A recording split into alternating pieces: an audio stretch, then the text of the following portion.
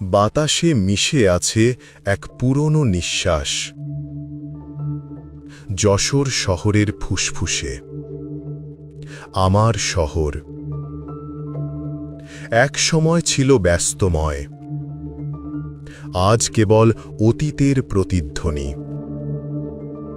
এই আইটি পার্কে এক সময় ছিল কর্মব্যস্ততার ঢেউ,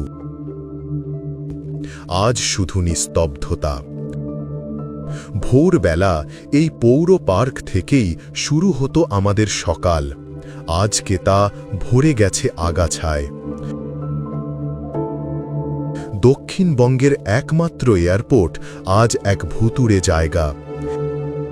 যেই বেনাপোল গেট ছিল আমাদের অহংকার, তা আজ মিশে গেছে কালের গহ্বরে।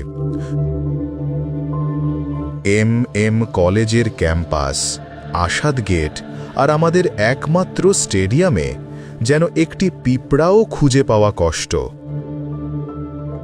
বিকাল হলেই যে বাইপাসে যেতাম, তা যেন আজ ধ্বংসলীলায় বিভোর। আর স্বপ্নের ক্যাম্পাস জাস্ট তো মিশে যাবে মাটির সাথে খুব শীঘ্রই। দক্ষিণবঙ্গের অহংকার মণিহার সিনেমা হল আজ জানান দিচ্ছে মানব সভ্যতার শেষ কবিতা। পিচের ভিতর থেকে জেগে ওঠা গাছ বলে দেয় মানুষ হেরেছে, তবে এই ধ্বংসস্তূপে আছে এক অজানা শান্তি।